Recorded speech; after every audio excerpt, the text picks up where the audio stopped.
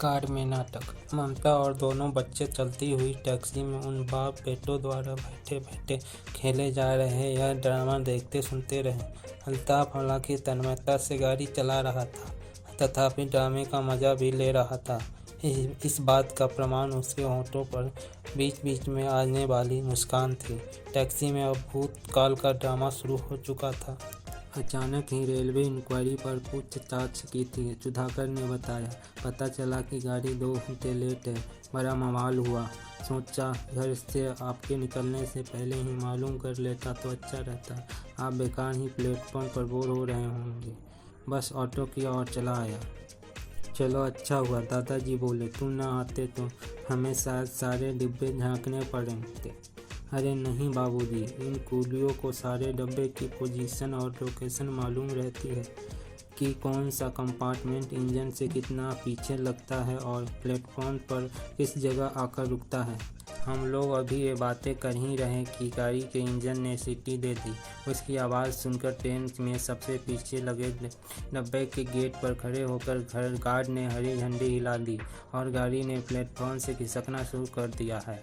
दादाजी उसकी अवस्था में बोल रहे, अरे गाड़ी चल दी। तेरी मम्मी ने चौंक कर अचानक कहा, तुम कंपार्टमेंट से उतरने के लिए चल दिए हो, संभल कर उतरना, मैं तुमसे कह रहा हूँ। जी बाबूजी कहकर तुम नीचे उतर गए तथा प्लेटफॉर्म पर खड़े होकर हमें विदा देने के लिए अपना दायां हाथ हिलाने लगे।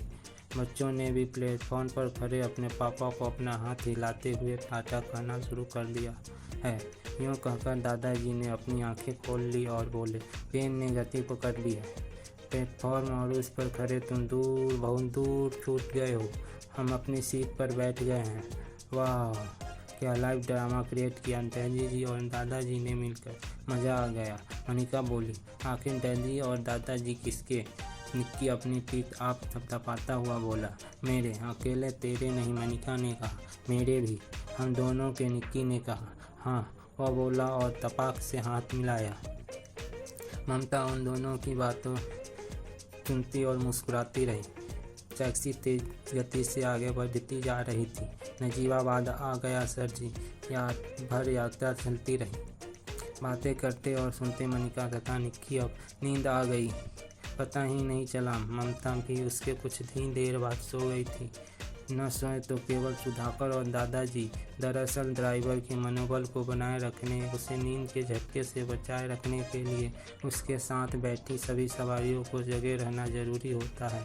यूँ तो अनुभवी ड्राइवर को अपनी नींद पर काबू पाना आता है, इसलिए वह सवारियों के सोने न सोने से ज़्यादा चिंता नहीं करते। फिर भी समझदारी इसी में है कि साथ बैठी सवारियाँ जगती रहकर उसका साथ निभाए। सुबह के लगभग 4 साढ़े 4 बज गए थे।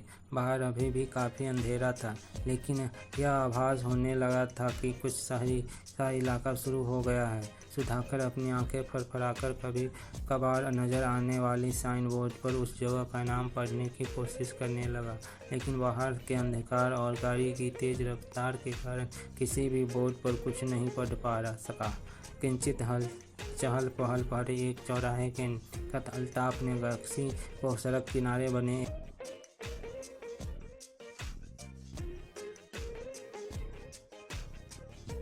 पेट्रोल पंप पर जा खड़ा किया और बोला, नजीबाबाद आ गया सर जी, मैं ज़रा फ्रेश होकर आता हूँ, आप लोग बैठिए।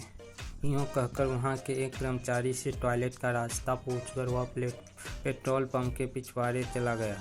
पेट्रोल पंप के पीछे भी कई नज़र आ रहे गए थे। वहाँ क्यों नहीं रुक गया? सुधाकर दादाजी को सुनाता हुआ बुदबुदाया, समझदार है इसलिए। दादाजी बोले, बाबूजी, बुजुर्ग ने कहा है कि भीतर किसी भी दबाव को रोकना नहीं चाहिए। सुधाकर ने कहा, वह चाहे छींक का दबाव हो, खांसी का दबाव हो, हवा पास होने का दबाव हो या कोई और। इसका मतलब कि अल्ताफ की जगह तुम गाड़ी चला रहे होते तो फ्रेश होने के लिए पिछले किसी भी पेट्रोल पंप पर गाड़ी रोक देते? दादाजी ने पूछा। बेशक, सुधाकर बोला, यानी कि तुम बेवकूफ़ी करते। इसकी उम्मीद कम से कम मैं तो तुमसे नहीं करता। कैसी बेवकूफ़ी? सुधाकर ने पूछा। देखो बेटा, किसी बात को सिर्फ इसलिए नहीं मान लेना चाहिए कि उसे बुजुर्गों ने कहा है या हमारे ऋषि मुनियों ने उसे शास्त्रों में लिखा है। सबको जो बुद्धि मिली थी वही तुम्हें भी मिली है, इसलिए किसी भी काम को करने न करने का निर्णय अपने विवेक के अनुसार करना चाहिए, किताबी ज्ञान के अनुसार नहीं। शास्त्रीय ज्ञान पाकर काशी के अपने घर की ओर लौट रहे 4 ब्राह्मण पुत्रों की कथा तो तुमने पढ़ी ही होगी, दादाजी ने पूछा। नहीं तो, सुधाकर ने कहा।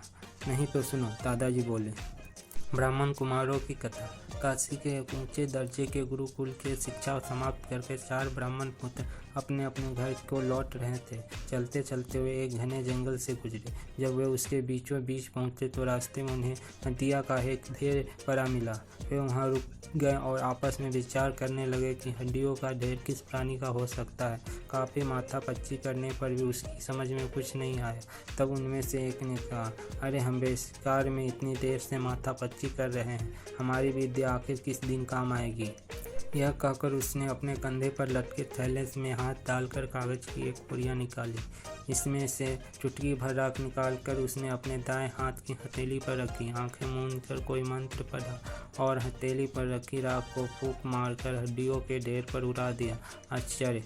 राख पड़ते ही सारी हड्डियां आपस में जुड़ गई और किसी जानवर के कंकाल में बदल गई।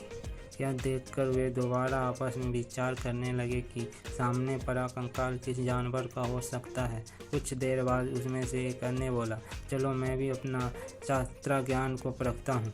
यूँ कहकर उसने अपने कंधे पर लटके थैले में हाथ डालकर कागज की कुछ पुड़िया निकाली। उनमें से छांटकर एक पुड़िया में उसने लाल रंग का कुछ चूर्ण अपने दाएं हाथ की हथेली पर रखा, आंखें मूंदकर किसी मंत्र का जाप किया और फूंक मारकर चूर्ण को कंकाल पर उठा दिया। कमाल हो गया, कंकाल पर खाल की परत चढ़ गई। उन सबको देखते हुआ कंकाल एक बब्बर शेर का सब बन गया। अरे वाह, देखो मैंने भी अपनी विद्या में सफल हो गया, कहता हुआ वो खुशी से उछल पड़ा। अपने 2 साथियों के प्रयोग की सफलता को देखकर तीसरे ब्राह्मण पुत्र के मन में भी अपनी विद्या के प्रदर्शन का भाव जग उठा। वह बोला, तुम दोनों ने अपनी अपनी विद्या की परख सफलतापूर्वक कर ली, अब मेरी बारी है। हाँ हाँ, क्यों नहीं, वे दोनों बोले। लेकिन चौथे ने टोका, तुम क्या करोगे? मैं अपनी विद्या से इस सब में प्राण डाल दूंगा। तीसरा बोला, यह सब बकरी का नहीं शेर का है मेरे भाई, प्राण डाल दोगे तो यह हमें खा नहीं जाएगा। चौथे ने चेताया, हमारे अपने जीवनदाताओं को ही खा जाएगा। पहले 2 एक साथ बोल उठे, आदमी जितना कृतज्ञ प्राणी नहीं होता शेर। अरे छोड़ो, तीसरा उपहास पूर्वक बोला, यह तो 2 पोथिया ज्योतिष और भविष्यवाणी की पढ़कर आया है, यह बेचारे को प्राणी शास्त्र का क्या पता। यह कहकर अब उसने कमंडल से थोड़ा जल अपनी दाईं हथेली में डालकर मंत्र पढ़ना शुरू कर दिया। रुको, चौथा बोला, पहले आप सब उस पेड़ पर चढ़ जाओ। इतने भयानक जानवर को जीवित करने का खतरा यूँ ही मत उठाओ, हमारा यह कुछ नहीं बिगड़ने वाला। वे हंसकर बोले, तूने इस पर कोई एहसान नहीं किया, इसलिए यह तुझे ही खाएगा। जा उस पेड़ पर चढ़ जा। यह जानकर कि अपने ज्ञान के अहंकार में वे तीनों अपने विवेक खो चुके हैं, चौथा दौड़ कर गया और पेड़ पर चढ़ गया। तीसरे ने उसके बाद मंत्र पढ़ा, हथेली में ले रखे जल को शेर की जब पर छिड़क दिया। शेर जीवित हो उठा।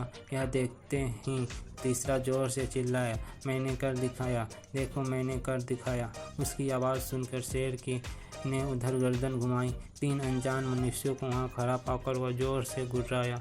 उसने एक ही छलांग में उन्हें एक साथ धर दबोचा और खा गया। यह कहानी सुनाकर दादाजी चुप हो गए। फिर कुछ देर तक उसके पुनः बोलने का इंतजार करने के बाद सुधाकर ने, तू नीरा बुद्धू है, इस सवाल से किलस कर दादाजी उसे सिरकते बोले। फिर क्या, सीधी बात है कि जो किताबी ज्ञान पर चलते हैं वह तीनों मारे गए। जो समझदारी का अपने विवेक का सहारा लेकर पेड़ पर चढ़ गया वो बच गया।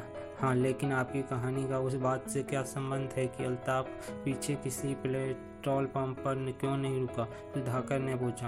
पहली बात तो यह सुन ले कि यह कहानी मेरी बनाई हुई नहीं है, पंचतंत्र की है, दादाजी ने कहा। दूसरी कहानी इस बात पर नहीं बल्कि तेरे उस बात पे सुनाई थी कि अल्ताफ ने पेट के प्रेशर को इतनी देर क्यों रोका, जबकि बुजुर्गों ने किसी भी प्रेशर को रोकने की मनाही की हुई है। बात में सुधार करते हुए दादाजी बोले, चलिए यही सही। देखो, पहली बात यह है कि वह पेट के प्रेशर को कुछ देर तक बर्दाश्त कर सकने की हालत में था, सो उसने उसे बर्दाश्त किया और यहाँ तक चला आया।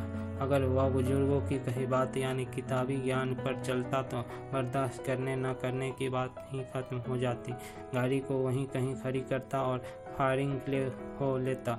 लेकिन उसे पता था कि उसकी गाड़ी में 2 छोटे बच्चे, एक औरत, एक बूढ़ा आदमी बैठा है जो खतरा आने पर न तो ज़्यादा लड़ सकते और न ज़्यादा भाग सकते हैं। रहा तू जैसा जवान आदमी, सो तुझ पर कोई इसलिए नहीं भरोसा कर सकता कि तुम उसके लिए अनजान है। यही वजह है कि गाड़ी को उसने थोड़ा शहरी इलाका आ जाने पर रोका। समझ में आया? बात तो आपकी ठीक है। सहमति से सिर हिलाते हुए सुधाकर बोला, देखो बेटा, ये लोग दिन रात गाड़ी चलाते ही रहते हैं। 1000 तरह के लोगों से रोजाना मिलते हैं, कितने ही अच्छे बुरे किस्से सुनते हैं। इसलिए छोटी छोटी बातों का ध्यान रखने की तमीज़ इसमें पैदा हो जाती है, दादाजी ने बताया। सुबह की चाय। इसी दौरान अल्ताफ फ्रेश होकर लौट आया। आते ही बोला, सर आप लोग में से किसी भी को भी भाभी जी को बच्चों को फ्रेश होकर आना है तो आइए, यहाँ एकदम साफ सुथरा और सुरक्षित है। आगे आपको या तो नदी किनारे या किसी होटल वगैरह में किराए का कमरा लेकर फ्रेश होने के लिए जाना पड़ेगा। वैसे तो 8-9 बजे तक हम श्रीनगर ही पहुँच जाएंगे। सुनो। उसकी बात सुनकर दादाजी ने सुधाकर से कहा, ठीक कहा उसने, पहले मैं फ्रेश हो आता हूँ, तब तक तुम बहू को जगा कर रखो। मेरे आने के बाद तुम दोनों चले जाना, बच्चे को अभी सोने दो, वापस आकर मैं जगा लूँगा। ठीक है, सुधाकर ने कहा। दादाजी गाड़ी से उतरकर उधर चले गए जिधर पहले अल्ताफ आया था। सड़क के उस पार चाय वाले ने दुकान खोल ली है। यूँ कहकर अल्ताफ ने सुधाकर से पूछा, मैं चाय पियाऊँ? हाँ ज़रूर, सुधाकर ने कहा। और वो अगर वहाँ देने आ सके तो 2 चाय पहले हमारे लिए भी भिजवा देना। जी, कहकर हुआ चला गया। उसके जाते ही सुधाकर ने धीमी से आवाज़ देकर ममता को जगा दिया। जागते ही उसने अजरज में चारों ओर देखा और फिर पूछा, कौन सी जगह है? आगे जारी।